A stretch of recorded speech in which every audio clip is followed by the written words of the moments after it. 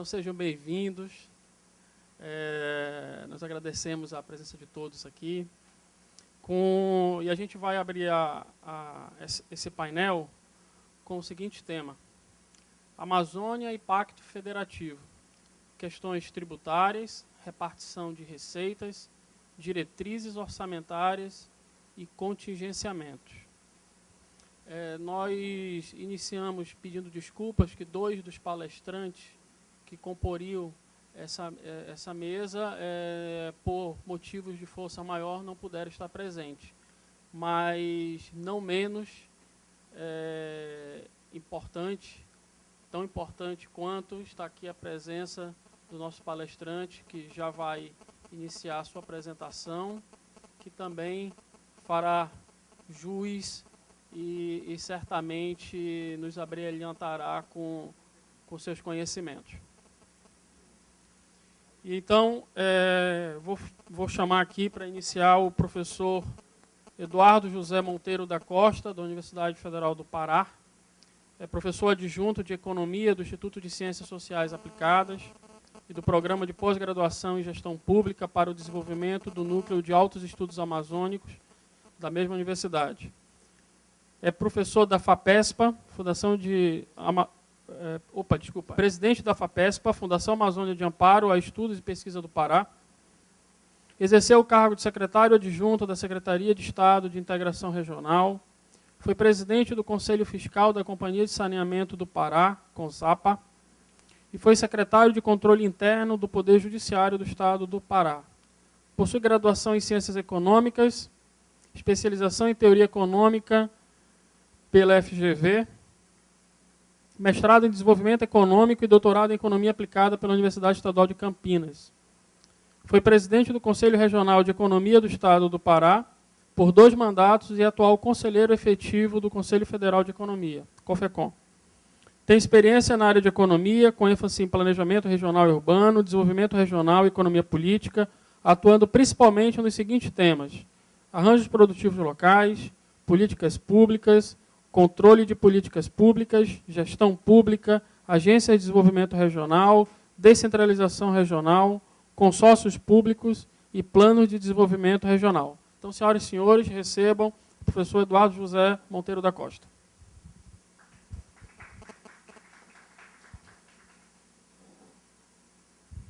Bom, boa tarde a todos. Eu tenho a dura tarefa de participar de uma mesa, que na verdade não virou uma mesa, virou uma conferência, porque os outros 2 palestrantes, por motivo de doença, não puderam estar presentes. De certa forma, eu recebi um convite para participar de uma mesa que tem por tema Amazônia e Pacto Federativo, questões tributárias, repartição de receitas, diretrizes orçamentárias e contingenciamento. Esse, por si só, é um tema extremamente vasto, extremamente denso, e, de antemão, eu já sinalizo que eu não sou especialista em finanças públicas. Como o René afirmou, minha área de atuação é planejamento regional. Entretanto, nos últimos anos, ao estudar a área de planejamento regional, fica muito nítida e muito perceptível a importância das relações federativas quando você fala de desenvolvimento regional. Participar de um evento como esse, ser o último a falar, eu diria que traz inúmeras vantagens. Então, muitas coisas que eu vou abordar aqui, certamente eu não vou entrar em detalhes, porque já foram, de certa forma, esmiuçadas em mesas anteriores. Ao mesmo tempo, eu não vou tratar o tema de uma forma holística. Eu vou apenas focar um determinado aspecto do tema. E quando eu comecei a preparar essa apresentação, que eu fiz especialmente para esse evento aqui, ao chegar aqui em Manaus, eu percebi que a minha apresentação tinha mais de 60 transparências, com dados, informações, e eu tinha uma recomendação de usar no máximo 30 minutos. E eu fiz um esforço ontem à noite de reduzir pela metade a apresentação. Eu reduzi pela metade, no sentido de tentar compatibilizar com os 30 minutos. Em função da não presença dos outros dois palestrantes, me foi franqueado talvez um pouco mais de flexibilidade no tempo. Mas eu vou usar a apresentação sintética que eu fiz, portanto, não a apresentação estendida que eu tinha preparado. E a guisa de introdução, quando nós falamos de Amazônia e falamos de desenvolvimento regional da Amazônia, é possível pontuar algumas questões que eu imagino que são basilares nesse debate. Eu vou reforçar, apesar de já ter sido falado em alguns momentos anteriores, porque é importante dizer, primeiro, não existe uma única Amazônia. Existem múltiplas Amazônias, e a Amazônia, ela é uma região subdesenvolvida e periférica do capitalismo brasileiro. Quando a gente fala de desenvolvimento regional, a agenda do desenvolvimento regional, no caso da Amazônia, é uma agenda da superação da condição de subdesenvolvimento. E a superação da condição de subdesenvolvimento, ela é multifacetária, ela é sistêmica, ela é holística. Ela envolve uma agenda cultural, ela envolve uma agenda política e envolve uma agenda federativa. Em função do tema, eu vou olhar especificamente a questão federativa. Por outro lado, é possível dizer, e aí eu falo como amazônida e para os amazônidas, sem desmerecimento dos pesquisadores e estudiosos que estudam a Amazônia, mas não são da Amazônia,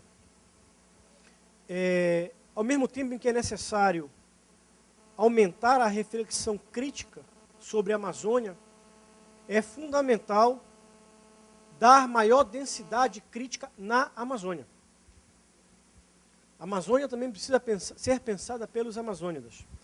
E se nós somos ainda subdesenvolvidos, nós somos subdesenvolvidos porque nós não nos determinamos individual e, sobretudo, coletivamente a sermos diferentes. Não existe uma unicidade de propósito da Amazônia, não existe uma unicidade política na Amazônia, muito em função de existir múltiplas Amazônias. Então, quando a gente olha a realidade, por exemplo, da Zona Franca ou de Manaus, é uma realidade que muito pouco dialoga com as outras Amazônias.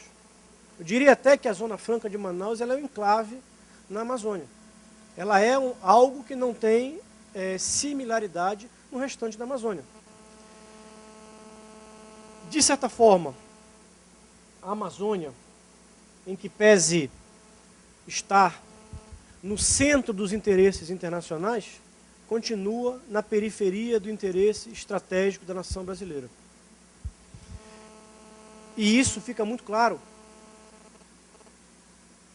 quando nós analisamos o arranjo federativo brasileiro. De certa forma, quando se fala da Amazônia, a Amazônia ela é vista, e eu vou permitir levantar aqui, cacuete de professor, quando se fala da Amazônia, geralmente a Amazônia ela é vista de forma caricatural. Quase que a totalidade trata a Amazônia ou como pulmão do mundo, inferno verde, santuário intocado ou almoxarifado do desenvolvimento alheio. Essas são as visões caricaturais que normalmente nos imputam sobre a Amazônia. Um dos maiores demiurgos da Amazônia, Armando Dias Mendes, escreveu uma obra seminal sobre a Amazônia, a invenção da Amazônia. O último trabalho que ele escreveu foi um colóquio imaginado entre três personagens da história brasileira. Ulisses Guimarães, Caetano Veloso e Machado de Assis. E nesse colóquio imaginário ele tratava com três figuras ideológicas que ele nominava a Amazônia como a Cida, a Geni e a Capitu da Federação. Obviamente isso aqui não é uma aula sobre a Amazônia e visões da Amazônia, mas a visão da Cida, e ele dizia Cida de cidadã, fazendo alusão à Constituição de 1988, conhecida como sendo Constituição Cidadã, ele já dizia que a Constituição de 1988 sofria de um transtorno bipolar. Ao mesmo tempo em que ela trazia como sua axiologia fundamental a redução, no artigo 3º, a erradicação da pobreza e marginalização e a redução das desigualdades sociais e regionais, essa mesma Constituição, nos seus dispositivos infraconstitucionais e leis posteriormente aprovadas, que passaram a fazer parte dos dispositivos infraconstitucionais, como a Lei Complementar 87/96, chamada de Lei Candir, ela passa a reproduzir um padrão federativo perpetuador e agravador das desigualdades regionais. E é esse meu ponto de análise, essa é a tese que eu vou trabalhar do ponto de vista dessa apresentação. De que forma, portanto, o arranjo federativo brasileiro perpetua as desigualdades regionais na Amazônia. E aí nós precisamos ter clareza que é necessário ter um olhar conjuntural e é necessário ter um olhar estrutural do que nós estamos falando. Partindo da conjuntura, é perceptível que o Brasil passa por uma grave crise econômica. Há discordâncias, mas alguns dizem que é a mais severa crise econômica da história do capitalismo brasileiro, em função de ter 2 anos de queda consecutiva do PIB, o 2014 um PIB zero, praticamente já condenando essa década a ser uma década perdida. Mas não é somente uma crise econômica, é uma crise da federação, é uma crise federativa, é uma crise fiscal do Estado brasileiro, não somente da União, mas é uma crise que impacta estados e municípios. Eu não tenho dúvida, quando nós analisamos os dados das finanças públicas em nível de Brasil, o Brasil necessariamente vai precisar passar por uma reconstrução da sua lógica fiscal e da sua lógica federativa. O Estado brasileiro não cabe mais em si mesmo. É necessário repensar o Estado brasileiro, a quem serve o Estado brasileiro e a lógica federativa dentro do Estado brasileiro. E isso dialoga diretamente com aquilo que nós entendemos como Amazônia. De certa forma, a Amazônia ela possui um modelo econômico gerador de desigualdades regionais e sociais e a boa visão estruturalista, à la Celso Furtado, por exemplo, nos diz que é necessário que, em situações como essa, haja um ente chamado Estado, promotor de políticas públicas e indutor do desenvolvimento econômico, do desenvolvimento social.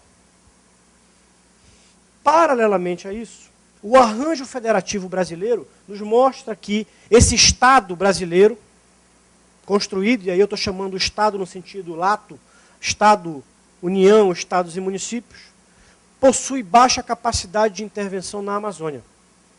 Os Estados amazônicos possuem baixa capacidade de intervenção.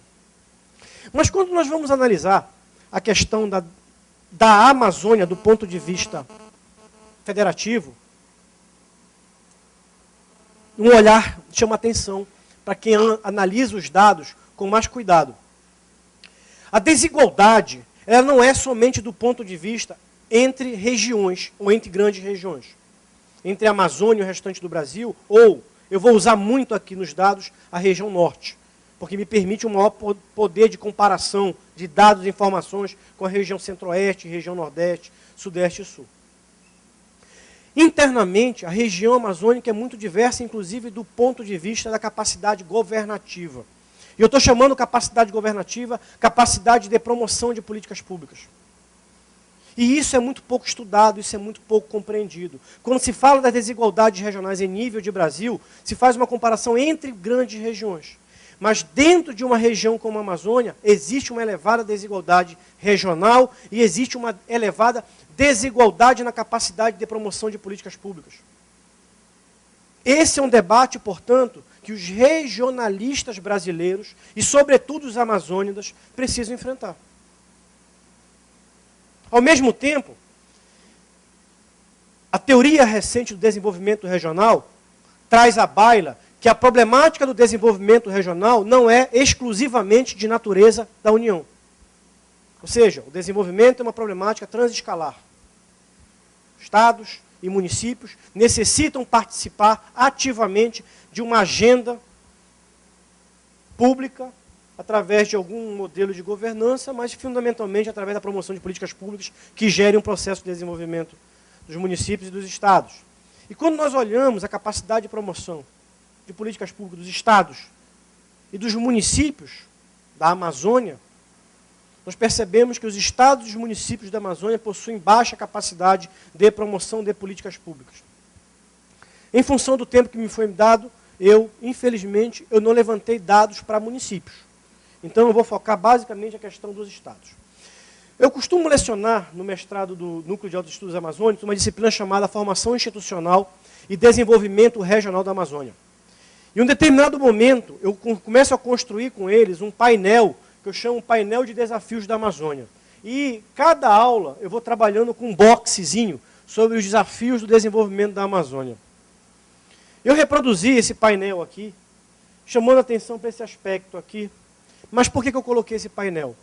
Para nós não cairmos na armadilha de acharmos que a problemática da superação do desenvolvimento da Amazônia é exclusivamente um assunto de natureza federativa. Ele faz parte de uma agenda muito mais ampla que eu não vou poder dissecar com vocês. Cada boxezinho aqui poderia ser assunto de uma palestra, de um tema, de uma aula, de um debate, de uma reflexão.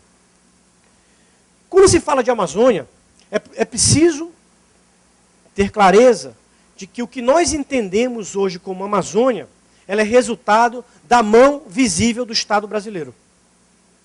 A Amazônia, como nós conhecemos hoje, é resultado da intervenção consciente do Estado brasileiro. Se nós pegarmos a década de 60 como uma linha temporal, estudarmos os últimos 50 anos, nós vamos perceber inúmeras intervenções na Amazônia, oriundas de uma política nacional de desenvolvimento regional, pensada de forma top-down, ou seja, de cima para baixo, com pouca interlocução e pouca articulação com os atores locais. Então nós temos aqui, desde a inauguração da rodovia Belém-Brasília, passando pela criação da Zona Franca de Manaus, Sudã, Programa Grande Carajás, por exemplo, os investimentos em projetos extrativos minerais, hidrelétricas, pavimentação de certa forma de grandes eixos de infraestrutura e logística, até a agenda mais recente com os investimentos da S11D no estado do Pará, de Belo Monte, enfim. Essa é a história da Amazônia. A história da Amazônia é uma história de ocupação da Amazônia, de investimentos da Amazônia, incentivada pelo Estado brasileiro. E essa história gera como resultante uma sociedade dual. Que eu diria, é uma sociedade do paradoxo crescimento e pobreza. Há crescimento econômico, mas esse crescimento econômico não consegue se materializar no desenvolvimento econômico, porque os indicadores sociais são indicadores muito preocupantes. Essa é a Amazônia que nós temos hoje, portanto. É uma Amazônia que tem, diria, 5 grandes eixos. O eixo que nós, de certa forma, temos discutido muito aqui nesse congresso, que é o da Zona Franca de Manaus, em função até de estarmos em Manaus, mas a Amazônia também possui outras áreas setoriais estratégicas do ponto de vista econômico. A mineração, o agronegócio, a energia e, do ponto de vista transversal, a infraestrutura e logística. O fato é que, quando se olha para a Amazônia, só se olha a Amazônia como sendo... Se olha a Amazônia como uma plataforma logística de exportação.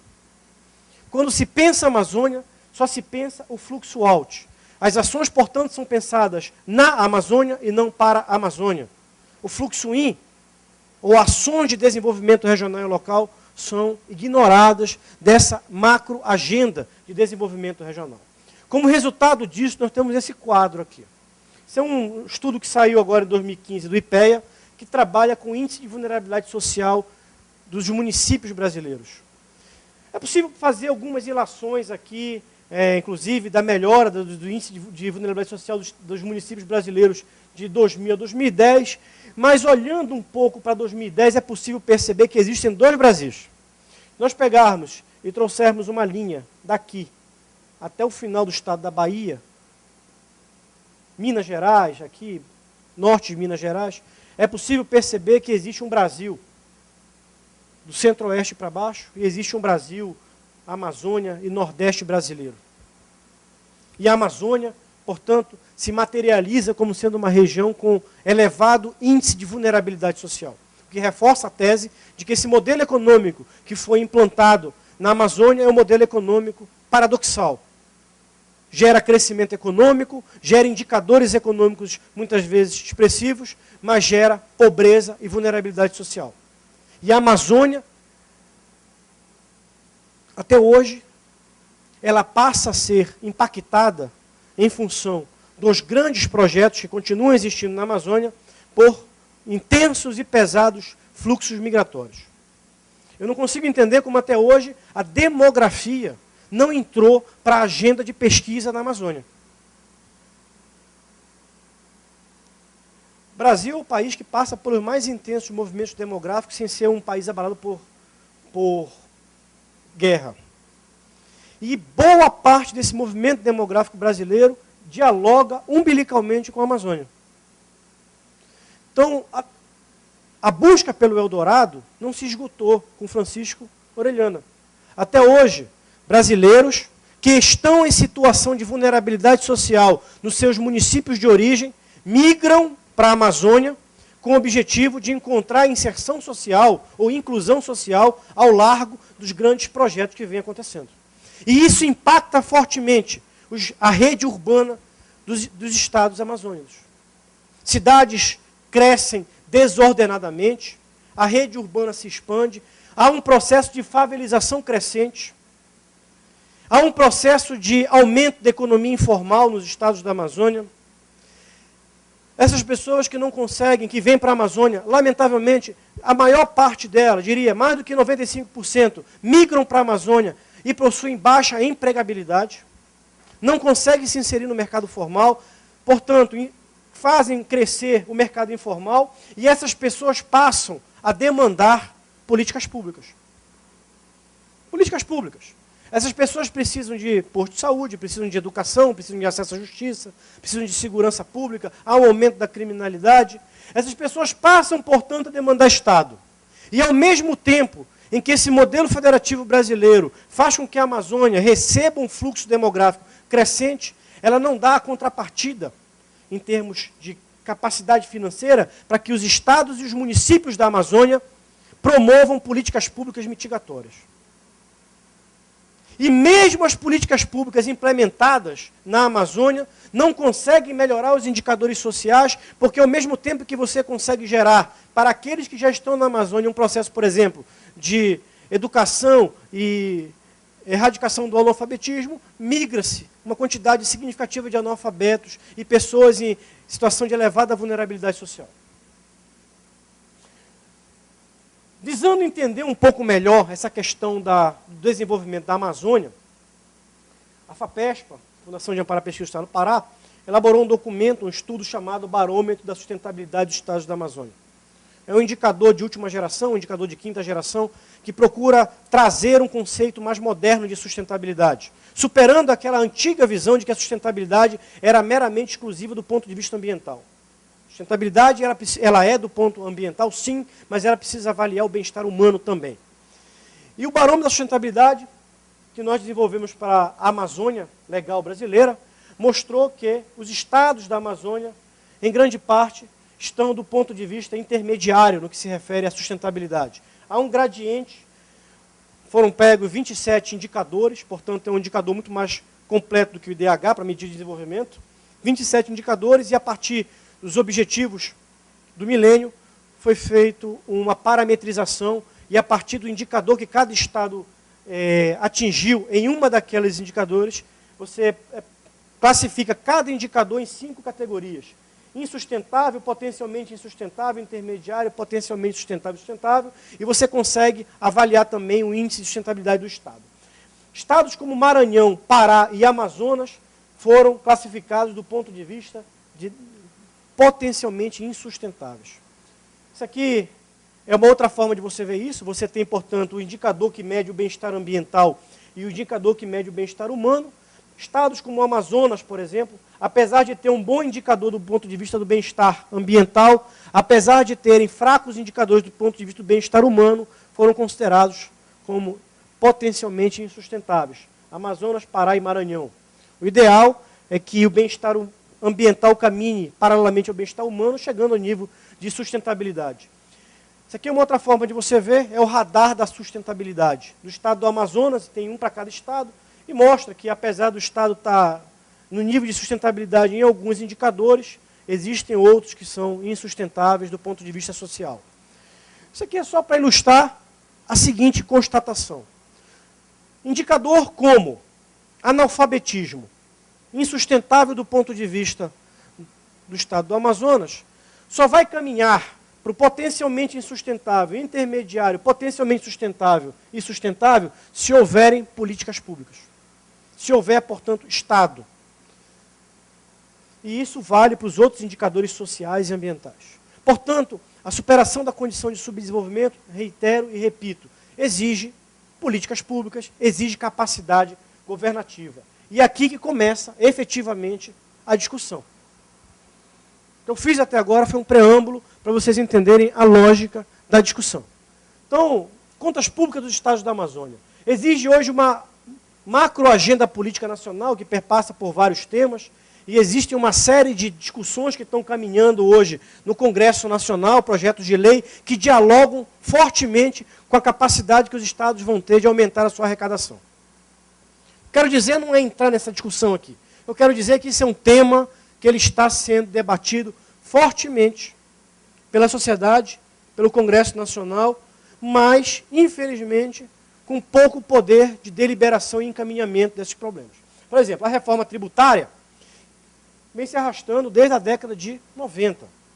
Mas o que a reforma tributária tem a ver com desenvolvimento regional? Tudo. Projeto, por exemplo, da Constituição do Fundo Nacional de Desenvolvimento Regional, que iria beneficiar ações de desenvolvimento regional, está emperrado no bojo da discussão da reforma tributária. O que é?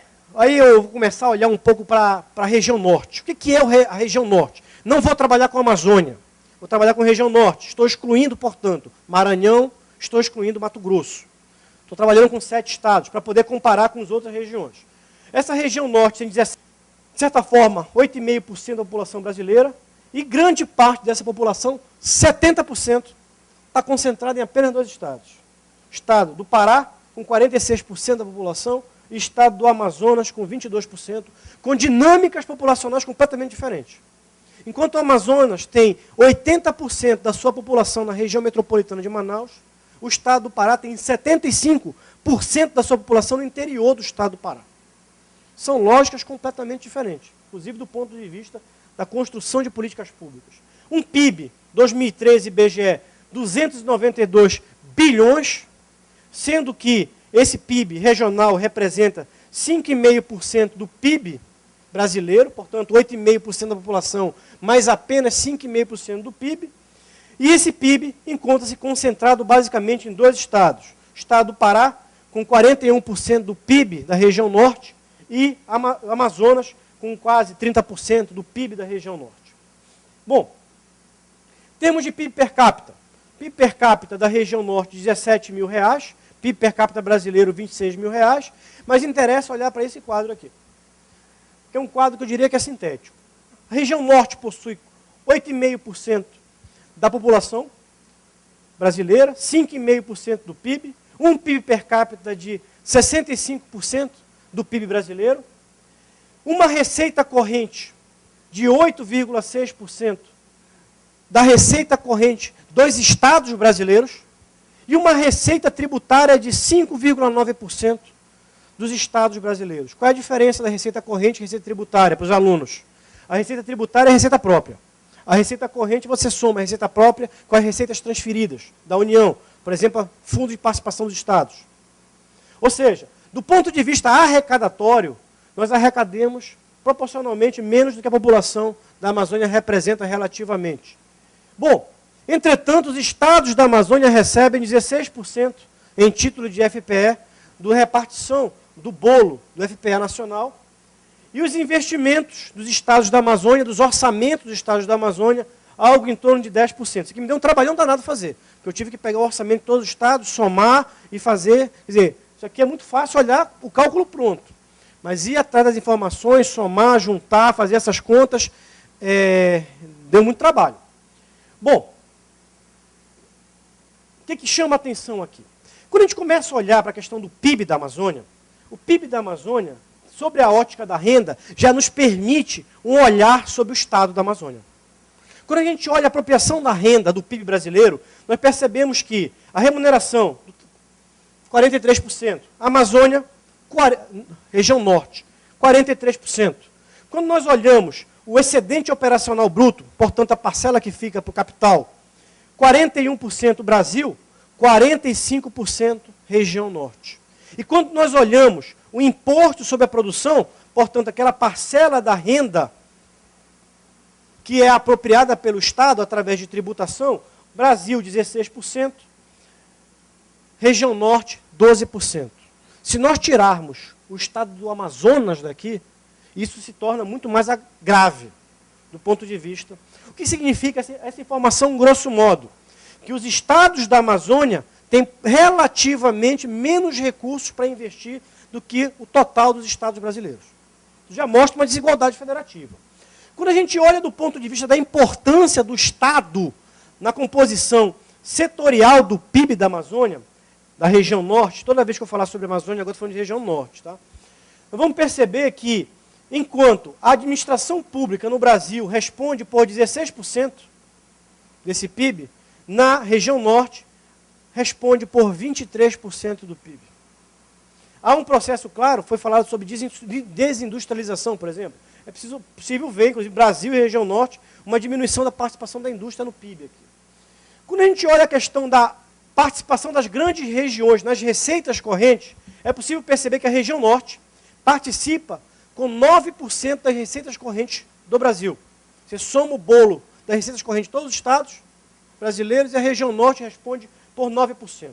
E aqui começa a brincadeira. Olhar em termos absolutos nos dá uma certa ilusão. Quando a gente olha, portanto, per capita, isso nos permite ter uma melhor aferição do tamanho desse Estado. Então, olha só. Pegando a receita corrente dos estados brasileiros e dividindo per capita pela quantidade de habitantes desses estados, é possível perceber o seguinte: a média, portanto, de receita corrente dos estados brasileiros é de R$ 3.273 ano por habitante. E a gente percebe que a região Nordeste, por exemplo, possui uma receita per capita inferior à média brasileira e puxa muito a média brasileira para baixo. A região Norte está acima da média brasileira, entretanto, bem abaixo de outras regiões. E a amplitude, conceito que eu estou chamando aqui, é a diferença entre a menor e a maior, de R$ 2.104. Ou seja, quase que 90%, 85% da capacidade arrecadatória da região Nordeste. Se a gente olha isso pelas despesas correntes, é muito similar, existe uma paridade muito grande entre despesa e receita, mas quando a gente abre os estados da Amazônia, aquela desigualdade regionais ela se acentua. A gente olha, por exemplo, que enquanto o estado de Roraima possui uma receita corrente de R$ 7.500 habitante ano, o estado do Pará possui uma receita corrente de R$ 2.756 habitante ano, uma amplitude de R$ 4.760. Dois estados da Amazônia com capacidades de promoção de políticas públicas muito diferenciadas.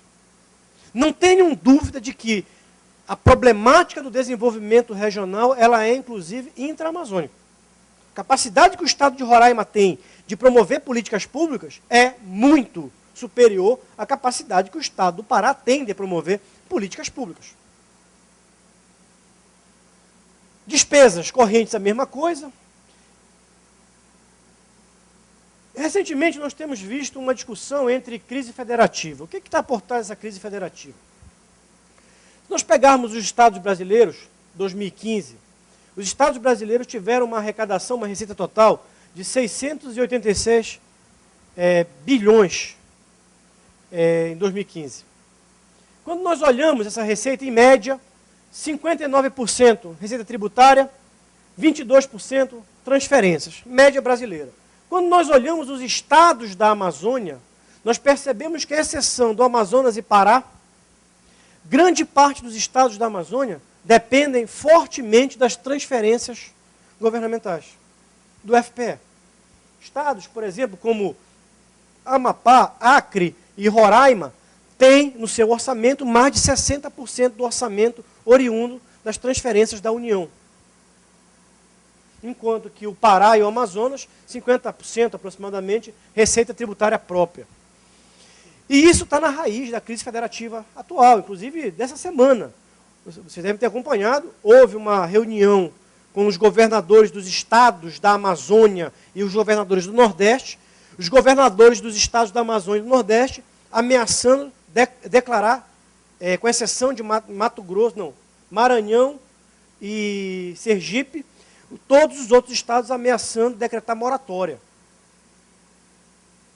Por quê?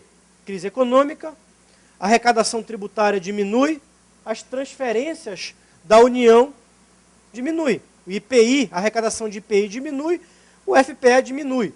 E aqueles estados que não conseguem fazer os ajustes adequados nas contas públicas começam a apresentar déficit crônico nas suas contas públicas.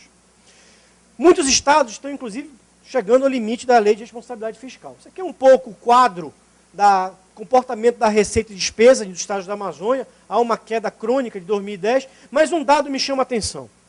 2014, a partir de 2008, houve uma diminuição crescente entre a relação entre receita e despesa. Ano após ano, uma diminuição da diferença entre receita e despesa, até que em 2014, a despesa passou a ser superior à receita corrente nos estados da Amazônia.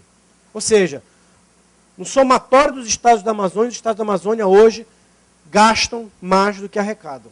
Isso por si só já mostra a crise também federativa. E esses gastos acabam, de certa forma, estrangulando a capacidade de promoção de políticas públicas dos estados da Amazônia. Olhando de uma outra ótica, pegando 2008 a 2015, portanto não é um horizonte muito grande de tempo, é possível perceber que há um aumento da participação da despesa de pessoal em cargos sociais, somado com o custeio da máquina pública, por exemplo, do nível de Brasil e em nível de estados da Amazônia. Estados da Amazônia em 2008, enquanto despesa com pessoal representava 38% das despesas correntes, em 2015 representou 50% da despesa corrente. Isso impacta o quê? Isso impacta a capacidade de investimento dos estados. Portanto, há uma correlação negativa. Você aumenta através da CEPLAN, né? Aumenta o custeio e a despesa com pessoal, diminui a capacidade de investimento, que cai de 16% em 2008 para 7% em 2015. Os estados amazônicos estão cada vez menos tendo capacidade governativa, capacidade, portanto, de promover políticas públicas. Despesas com pessoal, olhando um pouco a despesa com pessoal dos estados, é possível perceber que nós temos estados diferentes. Então, por exemplo, nós temos uma amplitude de R$ 1.806 por funcionário público estadual per capita. O Pará é o estado que menos gasta com funcionarismo público estadual per capita, R$ 1.139 em 2015, e o estado de Roraima gasta quase 3 vezes isso, R$ 2.985, enquanto que a média da região norte é R$ 1.613. Portanto, existe uma desigualdade no que se refere à capacidade governativa, que você tem aqui, somatório dos estados aqui. Bom,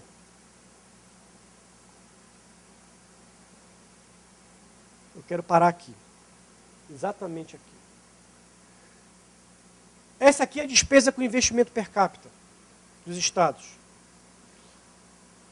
Olhando para o estado que tem menor capacidade de investimento per capita, o estado do Pará. R$ 194 por habitante ano é a capacidade de investimento do governo do estado do Pará, ao passo que o do governo do estado do Acre é R$ 1.574 habitante ano.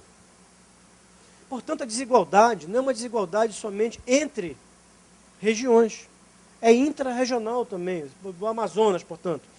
Cadê o Amazonas aqui? Vou matar a curiosidade de vocês. R$ 866 habitante ano. Ou seja, o estado do Amazonas tem 4 vezes a capacidade de investimento per capita que o estado do Pará tem. O que explica isso? Federalismo, arranjo federativo e modelo econômico. Nessa discussão que está acontecendo em nível de Brasil sobre a moratória dos estados da Amazônia e do Nordeste brasileiro, uma das coisas que os estados da Amazônia e do Nordeste pediram foi que fosse discutido em nível federal um apoio às finanças públicas dos estados da Amazônia. E o governo federal se negou, dizendo que isso já foi amplamente discutido no bojo da renegociação da dívida que a União tem com os estados. Mais uma vez, nós estamos reproduzindo as injustiças federativas em nível de Brasil, quando você... Aí eu me dei o trabalho de levantar a dívida por estado por estado. Os estados da Amazônia representam, dados de 2013, dado aqui de dezembro de 2013, 2% da dívida dos estados brasileiros. Portanto, toda vez que há uma renegociação da dívida, essa renegociação da dívida brasileira serve a quem? Então você tem aqui a participação, inclusive, dos estados da Amazônia no montante dessa dívida. E a proposta que está sendo discutida, inclusive, de mudança do critério de conta dos juros da dívida pública dos estados com a União, os estados, existem 14 ações correndo no Supremo Tribunal Federal, procurando mudar a metodologia de cálculo. Se fosse mudada a metodologia de cálculo, em vez de juro composto para juros simples, todos os estados da região norte se tornariam credores da União. O estado do Amazonas, por exemplo, que tem uma dívida em janeiro de 2013 de 858 milhões, teria um desconto de 933 milhões em função daquilo que já pagou pelo novo cálculo de juros e passaria a ser credor em 75 milhões da União. O estado do Pará credor em 344 milhões. O norte credor em 661 milhões. Bom, em função disso, nós na FAPESP lá, elaboramos 2 notas técnicas sobre 2 assuntos que dialogam fortemente sobre isso. Muito se vinha falando há muito tempo do impacto de grandes obras hidrelétricas na Amazônia. Quanto tempo eu tenho? 38. Caminhando para o final. Me dá mais 5 minutos. O impacto de grandes obras na Amazônia e o impacto da Lei Candir na Amazônia. E nós fizemos 2 notas técnicas. Uma nota técnica, isso está no site da FAPESP, vocês podem... Aliás, essa aqui vai ser lançada terça-feira que vem. Essa aqui, estimativa das perdas de arrecadação do ICMS de energia elétrica no estado do Pará, tem um cálculo para todos os estados da federação, inclusive o estado do Amazonas e os outros estados da Amazônia. E aqui nós temos também um cálculo com a Lei Candir para todos os estados brasileiros. O que é possível perceber a partir desses 2 estudos? Primeiro, há um processo de reprimarização da pauta exportadora brasileira. Mais do que nunca, as commodities passaram a desempenhar um papel importante na balança comercial brasileira, principalmente nas transações correntes. E a região norte passa a dialogar fortemente com isso. Estados como Pará, exportador de minério, ou Mato Grosso, Tocantins, exportadores de commodities agrícolas, passam a ter um papel importante nesse processo aqui. Bom, fizemos o cálculo das perdas que os estados tiveram com a Lei Candir. Quem não sabe o que é a Lei Candir aqui? Então, eu vou nivelar. Então, tu me dá mais 2 minutos adicionais aí na mesa. Em 1996, no bojo do processo de controle da inflação brasileira, no bojo, portanto, do Plano Real, havia um processo de valorização cambial e um déficit crônico nas transações correntes do Brasil com o resto do mundo. A partir daquele momento, se estudou alguns mecanismos de incentivo à exportação. E foi-se deliberado como um dos incentivos à exportação, você tirar a tributação da exportação de bens primários e semi-elaborados. Então, até 96 se cobrava ICMS por aquilo que os estados exportavam em primários e semi-elaborados. A Lei Candir desonerou de tributação commodities agrícolas e minerais. Acontece que a Lei Candir previa, no seu anexo da lei, que até o ano de 2002, a União deveria regulamentar um sistema de compensação financeira para os estados exportadores. E isso nunca foi feito. Então, estados exportadores de commodities agrícolas e minerais passaram a ter uma perda de arrecadação com aquilo que passou a ser exportado e não tributado, e as compensações que deveriam ser regulamentadas pela União não foram regulamentadas. E isso passou a representar um prejuízo para esses estados. O somatório desse prejuízo, em 2015, esses estados exportadores perderam algo em torno de 51 bilhões com produtos primários e semi-elaborados exportados e não devidamente compensados. E essa conta já traz em si o fundo de exportação e alguma compensação para os estados exportadores que o orçamento, a LOA, traz todo ano. Quais foram as regiões que perderam? A região norte perdeu, em 2015, algo em torno de 9,3% do montante, dos 47 bilhões.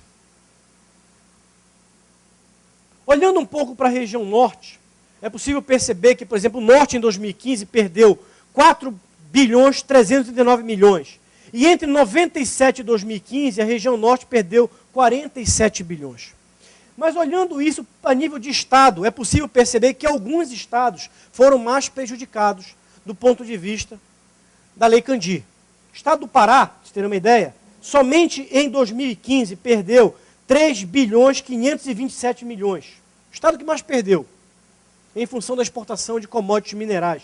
Sobretudo commodities minerais que representam mais de 85% da pauta exportadora do estado. Em seguida, o estado de Tocantins e o estado de Rondônia. Isso aqui a gente aperta, às vezes ele vai para frente. Olhando um pouco para a questão da participação do tamanho das perdas, enquanto o norte perdeu 9,3% com a Lei Candir, total das perdas dos estados brasileiros, Rio Grande do Sul perde, Rio de Janeiro perde, Minas Gerais perde, Mato Grosso perde. Pará perdeu sozinho 7,5%. Pará perdeu entre 1997 e 2015 44 bilhões. Vamos fazer uma conta básica. Capacidade de investimento do governo do estado do Pará no ano passado foi algo em torno de 1 bilhão 360 milhões. Somente com a exportação de commodities minerais, o estado perdeu em arrecadação 3,5 bilhões. Ou seja, somente as perdas com a não cobrança do ICMS na exportação de minério de ferro, sobretudo, o estado perdeu 3 vezes a capacidade de investimento em termos de políticas públicas. Bom, de certa forma, essas perdas são equivalentes para todas as unidades da federação, mas, somado às perdas com a Lei Candir, nós tivemos uma outra nota técnica que passou a calcular a perda que os estados da Amazônia têm, aí eu digo, com a ilógica lógica de cobrança do ICMS de energia no estado consumidor. É um caso de inversão tributária singular. Enquanto todos os outros setores, exceção de petróleo e gás, enquanto todos os outros setores, você cobra o ICMS no estado produtor, quando se fala em geração de energia elétrica, a cobrança do ICMS passou a ser no estado consumidor. E isso foi um tiro frontal nos estados da Amazônia, que representam hoje 13% da geração de energia elétrica brasileira, mais 90% da capacidade de expansão do setor energético nos próximos anos. Fizemos a conta da perda dos estados brasileiros, inclusive a Amazônia. A gente aperta uma, vai duas aqui, parece basquete. O norte perdeu isso aqui é a capacidade de geração de energia elétrica, vou passar isso aqui em função do tempo. O norte perdeu, entre 2004 e 2014, 31 bilhões com a energia elétrica gerada no norte e tributada em outras regiões, em outros estados. Quem ganha com isso? A região sudeste recebeu 63 bilhões em ICMS de energia gerada em outros estados, mas consumida na região sudeste. Isso aqui, portanto, mostra a injustiça federativa brasileira do ponto de vista fiscal. Agora vejam bem, você tem um processo de construção de barragens que gera impactos sociais e ambientais, que ficam para os estados e municípios, mas você não gera a devida capacidade para esses estados e municípios fazerem políticas públicas mitigatórias. Isso aqui é a queda. Junto da queda, tem aquilo que eu tenho chamado de coice e deboche. Qual é o coice e qual é o deboche? A mesma Lei Candir, ela traz em si um dispositivo chamado crédito tributário. O que é o crédito tributário? Para fins de exportação e para fins de geração energética, máquinas e equipamentos que são comprados em outras unidades da federação, quando são imobilizados no patrimônio da empresa, geram crédito tributário contra o Estado. Como funciona isso? Vamos usar o exemplo do Pará. Estou acabando. Vou dar o exemplo do Pará. O Pará, estou tranquilo porque não tem mais ninguém. O Pará possui grandes minas extrativas minerais. Então você precisa de um sistema logístico que envolve ferrovia, envolve caminhões, envolve tratores. Quem já foi numa mina de ferro, estação de minério de ferro, já viu que os tratores, com aquelas rodas gigantes, custam milhões aqueles tratores. Só que o estado do Pará e nenhum estado da Amazônia produz tratores, caminhões, máquinas, equipamentos. Geralmente esses caminhões são comprados aonde? No estado do Paraná. Então a empresa mineradora, eu não vou citar o nome, vai no estado do Paraná e compra máquinas e equipamentos e leva para o estado do Pará para imobilizar no seu patrimônio e fazer atividade exportadora. Ao comprar o caminhão no estado do Paraná, espero que não tenha nenhum paranaense aqui, não nada com o Paraná, ao comprar o caminhão no estado do Paraná, a mineradora paga ICMS para o estado do Paraná. O estado do Paraná recolhe o ICMS, a mineradora ou a geradora de energia, o consórcio gerador de energia elétrica, trazem os equipamentos para os estados da Amazônia, geram energia elétrica ou exportam minérios e imobilizam isso no patrimônio. No ato de exportação, essas empresas apresentam uma fatura contra o governo dos estados, pedindo reembolso para o governo dos estados no montante exato daquilo que eles pagaram como ICMS nos outros estados. Isso é o coice. Portanto, estados como o Pará, que você tem um passivo social e ambiental de projetos energéticos e mineradores, não arrecadam tributo sobre a energia gerada e exportada ou sobre o minério gerado e exportado, e o Estado ainda tem que compensar as empresas pelo ICMS pago nos outros estados. Vocês entenderam o tamanho da injustiça federativa a nível de Brasil? É por isso que a nossa Constituição sofre de transtorno bipolar. Quando diz que o Estado deveria promover o desenvolvimento regional, através dos dispositivos infraconstitucionais, esse Estado ele agrava as desigualdades regionais. E tem um deboche. Qual é o deboche? No processo de licenciamento de usinas hidrelétricas ou no processo de licenciamento de exploração mineral, ele é um processo que ocorre em terras da União. Portanto, estados e municípios não participam no processo de licenciamento e o processo de licenciamento é acordado unicamente com o órgão federal que acorda no processo de licenciamento compensações financeiras. Aí que está o deboche.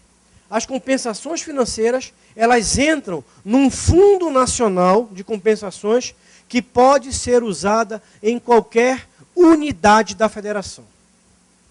Recentemente houve uma discussão no estado do Pará que 70% das compensações financeiras de Belo Monte foram aplicadas em outro estado da federação, que não o estado que teve o impacto social e ambiental de Belo Monte. 70%. Isso é o deboche da Federação Brasileira em relação aos estados da Amazônia. Então, do ponto de vista, há um somatório, inclusive, das perdas aqui, na capacidade orçamentária, aqui não vou entrar nisso aqui, mas, por exemplo, o estado do Pará, só para ilustrar, acho que deve estar numa outra transparência aqui, o impacto das perdas de arrecadação com a Lei Candir chega a 29% do orçamento do Estado. Eu não tenho dúvida que a Amazônia seria uma outra Amazônia se o federalismo brasileiro, sobretudo sobre a ótica fiscal, tivesse uma outra lógica. Portanto, nós que somos da Amazônia e os amazônidas de opção, aqueles que não são da Amazônia, mas querem estudar e resolvem estudar a Amazônia, precisam incorporar nas suas agendas de pesquisa a questão federativa, as questões das finanças públicas e o nosso pacto federativo. Muito obrigado.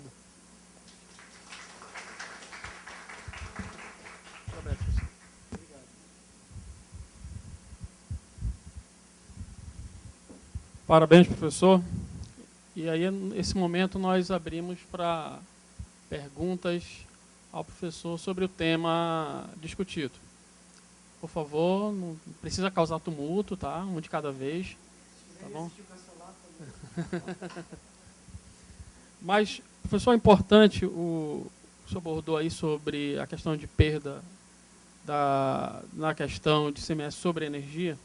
E um número também importante, e um número do estado do Amazonas, de 2011 a 2015, nós repassamos para a União, nós arrecadamos para a União 91 bilhões. E recebemos da União 24 bilhões. Então, nesse período, o estado do Amazonas disponibilizou para a União 66 bilhões, que não foram aplicados no Amazonas, e sim em outras regiões. E a gente vê isso também acontecendo em energia. Exatamente. Nós perdemos. E nós não vimos isso traduzido, por exemplo, quando o senhor mostrou aquela comparação do IVS entre 2000 e 2010. Né? Nós não vemos isso traduzido. Então, nós estamos gerando desenvolvimento em outra região. O senhor gostaria de abordar um pouco mais sobre isso?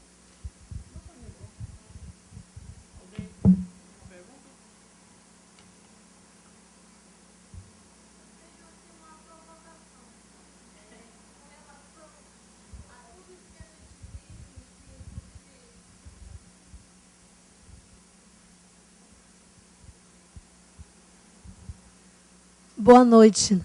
Meu nome é Ednilce, eu sou aluna daqui da UFAM, do mestrado em Geografia. De tudo isso que a gente viu aí, nós podemos concluir, né, o que a gente já, a grosso modo, digamos que sabia, não com essas estatísticas, né, com esse levantamento apurado que o senhor fez. Mas a gente sabe que essas desigualdades, elas impedem realmente um desenvolvimento social, né? E essa injustiça federativa, ela perpassa tudo pela questão política, né? Então, assim, a provocação que eu faço assim para nós todos aqui é por que, né, que a gente está com essa situação se a gente tem representantes lá dentro, né, do Congresso, né? Nós temos pouca representação, mas temos, né? Então, assim, fica essa pergunta para a gente: o que está faltando para a gente mudar essa realidade?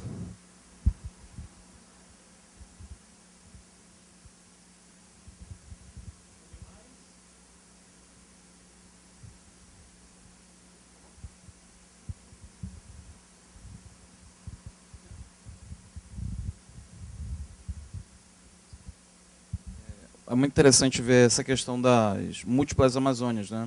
Quando a gente começa a ver o desenvolvimento de Rondônia, que até às vezes você chega visualmente já em Porto Velho um pouco diferente de Manaus, em Belém, que a gente tem um estado que tem uma interiorização maior lá no Pará, né? No Amazonas essa concentração, em Roraima um movimento de pessoas de fora que tem uma influência agrária maior, que acaba abastecendo bastante Manaus, o Amazonas. E assim, o que mais a gente tem de Amazônia próximo é praticamente o nome Amazônia, né? Então fica muito difícil às vezes interligar os objetivos, né? Então assim, sobre a ótica, né, não talvez de unicidade, mas de integração, o que a gente poderia fazer para ter uma unidade amazônica de fato? E o que, enquanto banca política, uma bancada norte, poderia se juntar nesse sentido? Então,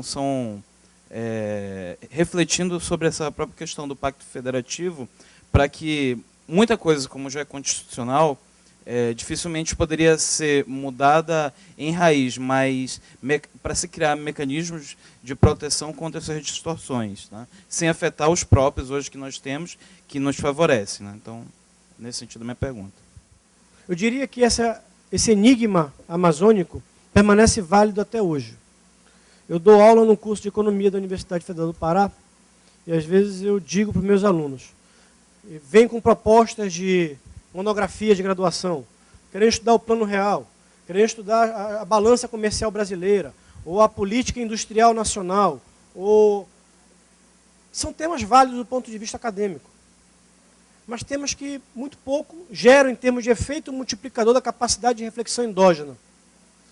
E nós produzimos muito pouco, nós, academia, produzimos muito pouco no que se refere de temas que permitam a reflexão sobre temas importantes. Vou dar 2 exemplos. O Estado do Pará, durante muito tempo, se falava das perdas com a Lei Candir. Somente agora.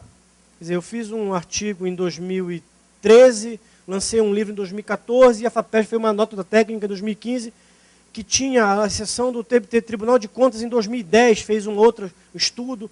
Ou seja, muito pouco do ponto de vista da produção de dados e informações. Muito se falava sobre a perda dos estados da Amazônia com a energia elétrica. Eu era um que escutava o tempo todo isso no debate. Mas você não quantificava isso. Qual é a perda? Quem ganha? Quem perde? Nós fizemos uma nota técnica lá sobre isso. O que isso tem a ver com político? Enquanto as universidades da Amazônia não tiverem capacidade de gerar conhecimento e produzir informação que subsidiem a atividade parlamentar no Congresso Nacional, com informações, dados e agendas, a discussão fica vaga. E nós vemos, aí eu fiz uma colocação ontem, para alguns que estavam aqui talvez tenham visto, nós vemos um interesse crescente no estudo pela Amazônia, de pessoas de fora da Amazônia, mas nós que somos da Amazônia não temos o interesse de produzir conhecimento sobre a Amazônia. Quando chega no parlamento, eu já tive oportunidade, eu frequento, de certa forma, de alguma forma, o Congresso Nacional, observo, já fui convidado para ir para algumas... Deve ser o meu aqui, não confisca para mim aqui. Eu participo de alguns debates no Congresso Nacional e eu percebo que as bancadas do Sul e Sudeste são muito mais bem assessoradas que as bancadas da Amazônia. Do ponto de vista técnico. Quando vai se discutir finanças públicas, eles se cercam dos maiores tributaristas, dos maiores economistas que tem na área das finanças públicas. Enquanto os nossos parlamentares não se cercam de especialistas. E isso, na hora do debate qualificado, faz toda a diferença. Vamos mais longe.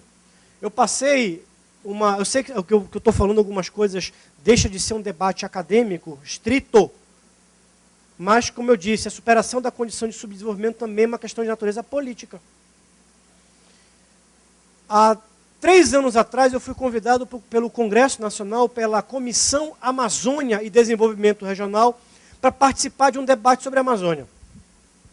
Como é que me chegou o convite? Eles não me convidaram diretamente. Eu fiz doutorado na área de planejamento regional na Unicamp, e eles convidaram um professor da Unicamp, e o professor da Unicamp disse, eu não tenho expertise para falar sobre a Amazônia, mas nós tivemos aqui um aluno de doutorado que é da Amazônia, então orientou meu nome, me ligaram, entraram em contato comigo e eu fui convidado. Fui lá para a mesa. Um debate sobre a relação da Política Nacional de Desenvolvimento Regional e desenvolvimento da Amazônia.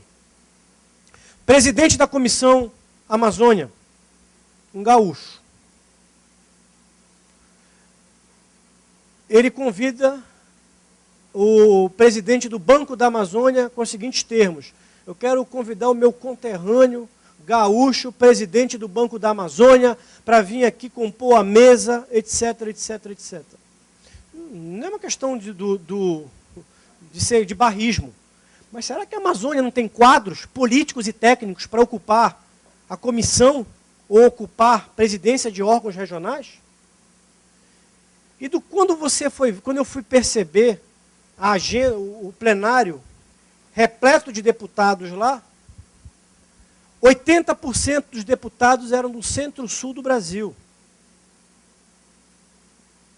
Eu não me recordo de ter visto nenhum deputado do Amazonas, mas tinham 3 deputados do Pará, de uma bancada de 17 deputados federais.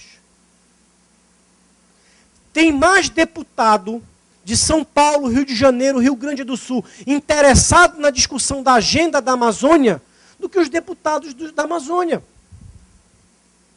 E isso faz toda a diferença quando você aprova questões como Lei Candir. Quando você aprova, ou você não aprova, por exemplo, o Fundo Nacional de Desenvolvimento Regional.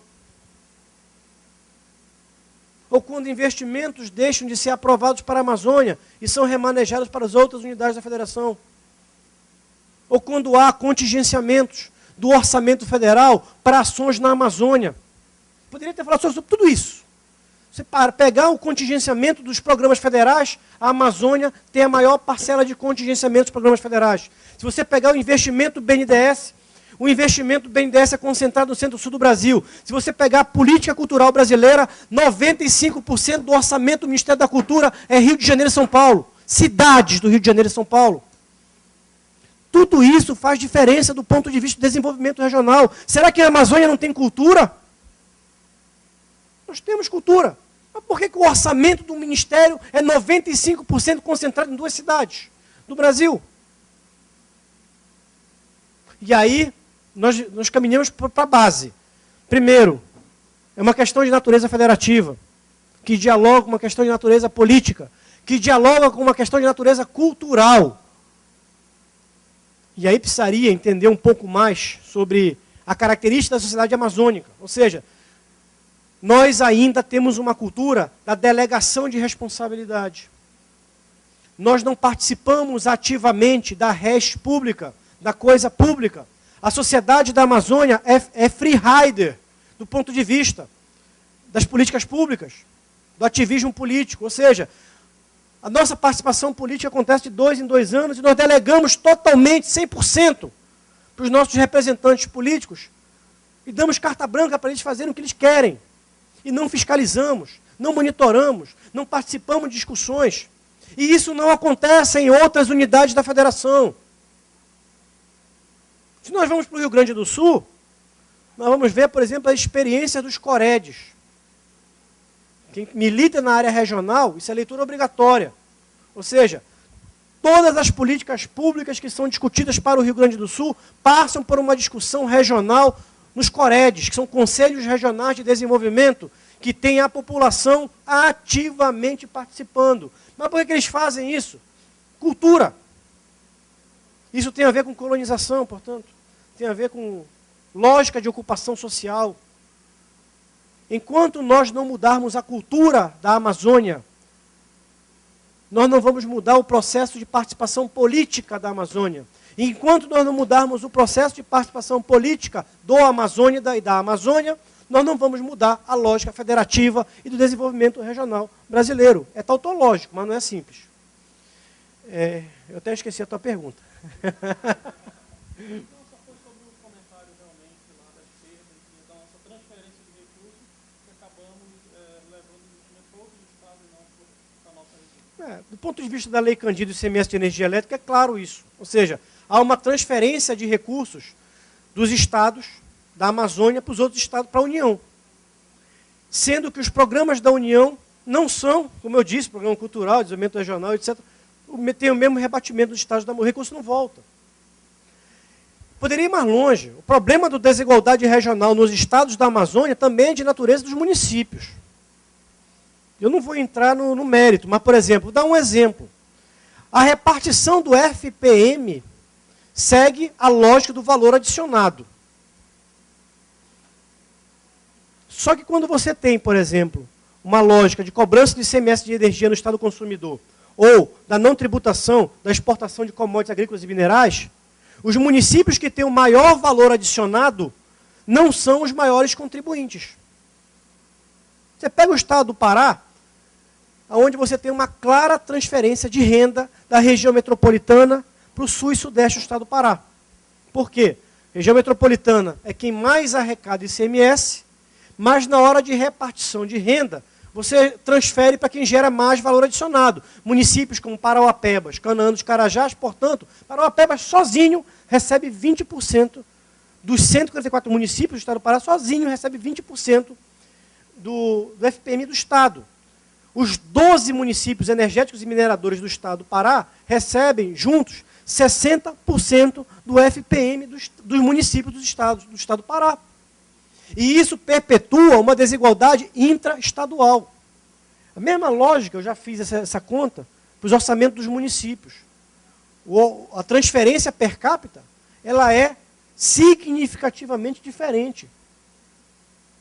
Essa desigualdade, portanto, entre os estados da Amazônia acontece entre municípios. Portanto, o nosso federalismo é um federalismo perpetuador de desigualdades locais e regionais, e a Amazônia, pelo modelo econômico, pelo arranjo federativo, ela acaba, portanto, tendo, em função do que eu já expus aqui, um agravamento das desigualdades sociais, como consequência disso, um agravamento das desigualdades regionais. E eu vejo, para terminar, para concluir, eu faço a minha culpa. Hoje, regionalistas brasileiros ainda não entraram na discussão federativa, como deveriam entrar. Nós ficamos discutindo ciência e tecnologia, ficamos discutindo desenvolvimento regional no conceito mais amplo, mas do ponto de vista operacional do Estado, nós discutimos e intervimos muito pouco nessa agenda, produzimos muito pouco nessa agenda. Por isso que fica que eu vejo uma plateia aqui de alunos, eu fico até animado, pesquisadores, porque vocês precisam entrar nesse debate. E voltando ao que você falou, um outro desafio que nós precisamos ter também é de sentimento de pertencimento como amazônidas. Não tem coisa que eu acho mais inútil ou sem significado que o bairrismo entre estados da Amazônia. Nós deveríamos estar unidos. Nós deveríamos formar redes de pesquisa, de estudantes, de pesquisadores, com o objetivo de levantarmos uma bandeira da Amazônia. Se não fica aqui o Amazonas brigando pela Zona Franca, o Pará brigando contra a Lei Candir, e separados, nós somos muito fracos. Juntos, nós somos fracos. Separados, nós somos muito mais fracos do ponto de vista político. Bom, muito obrigado. Eu espero que eu não tenha cansado vocês. Professor, muito obrigado. Agradecemos a presença de todos e encerramos o painel. Boa noite a todos.